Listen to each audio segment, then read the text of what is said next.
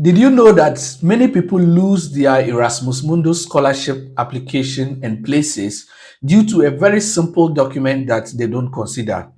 Today, I'm going to tell you about this particular document that is required by almost all the programs for Erasmus Mundus scholarship, or the programs that are covered under the Erasmus Mundus scholarship, so that when you are ready to apply, you make sure that you provide this particular document for your application. During my time in 2019, when I discovered the Erasmus Mundus scholarship and I started applying, my program didn't require this particular document. So I was able to apply with the usual suspects, the transcript, the certificate, the reference letters, and all that. But this document has now been included in almost all the programs. So if you are someone who wants to win an Erasmus Mundus scholarship, then you should be ready to provide this document. This document is called a proof of residency. And in this video, I'm going to explain to you what this document is, why the document is needed, what type of documents you can use to prove your residency, and how to go about it. If you are new here, my name is Freeman and I talk about scholarships and study abroad opportunities. If you have not subscribed, subscribe to this channel, share my video. And if you want to get the full tutorial on how to apply for the Erasmus scholarship, then check the video up here or check the other videos on my channel, and then you will be able to find the program or the video to do your application. I hope that you are doing your application, and I'm happy to congratulate you when you win one of those programs. So this particular document is called a proof of residency, and this is a document that usually is used to show where you actually live. So they want to be sure that where you are living is part of the countries that are covered under the scholarship. Now, the Erasmus scholarship covers so many countries, most of them in the global south, but they want to be sure that you have not lived in a country that is not covered under the scholarships. Remember that there's also the issue of quotas per region or country. So they want to be sure that the beneficiaries of the scholarship are actually coming from the region to meet the particular quota they have for those countries. So this particular document is very important. Now, this one is also very important because they want to be sure that you've not lived in Europe for a period or a certain period. So if you have lived in Europe, for example, you are from Ghana or Nigeria, but you are living in Europe, you might not be able to win this scholarship, or maybe the quota might not get to you because of that kind of living arrangement. So they want to be sure that you are actually living in the country that you say you are living in. Now, this particular document is not a proof of your citizenship. It is not a document to prove where you are from, but a document to prove where you live. So that is why it's called a proof of residency. Now let's go to the documents that are accepted. There are several documents that are accepted.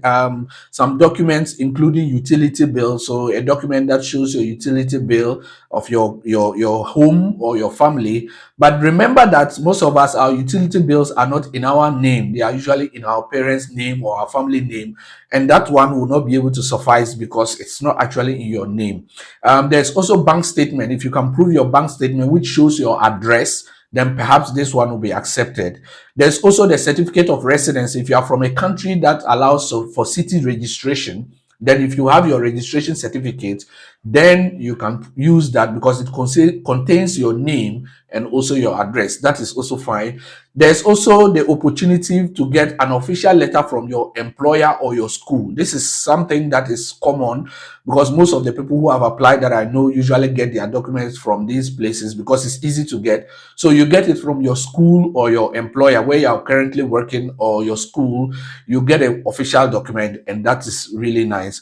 And there's also a notarized document from maybe an affidavit or something from a lawyer or a city council or a local government or any other official institution in your country. This particular document can be used to prove your residency. Remember that the document should have your full name and your address. Your full name that is appearing in your passport and your address should be on this particular document.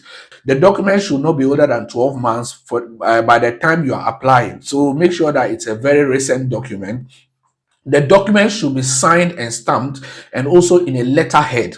It shouldn't just be something you've typed on an A4 sheet and then send it as. No, it should be a letterhead document. It should be signed and stamped by the official authority so that it proves that it's an official document.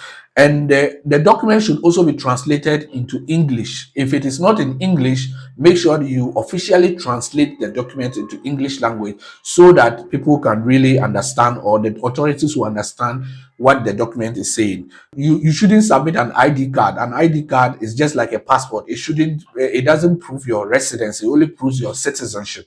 So please make sure that you don't submit an ID card. Make sure you don't use fake or unidentifiable documents. Remember, they are going to verify this document. So this is something that you should take very seriously, and it shouldn't just be any document at all. Remember that you should submit a document that is in English language, or in English language. If your document is not in English language, get an official translation into English language. Now, how to get one? This is an advice to, if you are someone who wants to apply. My personal advice is to get one from your employer or your educational institution. So you are done with your first degree. Where you did your first degree, you can ask your institution, you can ask your supervisor, you can ask your thesis boss, you can ask your employer, you can ask any official person in that institution who has an official email, can use a letterhead, and can have a stamp. These people can do the letter of residency for you. And what do you include in the letter of residency? I already mentioned that you should have your full name, your address. The person should write in there how long you have been living in that particular place, and how the person know you, and how they can verify if they need further clarification. This is something you should include in the particular document. So this is it. I mean, this is the whole idea of the document. If you are someone who wants to apply for the Erasmus scholarship, make sure that you are able to get this particular document that will be included, because they mention it in almost all the programs that you need this particular document called a proof of residency. And if you are someone who has any question about further documentation, please drop it in the comment section and I'll answer you. Now, I'll put a sample document in the comment section or in the description of this video so that you can look at it. It's a draft, so you can use that to draft a document, send it to your institution, and then they'll modify it and put the letterhead and all that into it for you so that it will be an official document. So go ahead and do the application. So before you even do the application, make sure you gather all the documents, including the proof of residency, and then it will be able to do the magic for you. So if you have any question, drop it in the comment section and I'll answer you.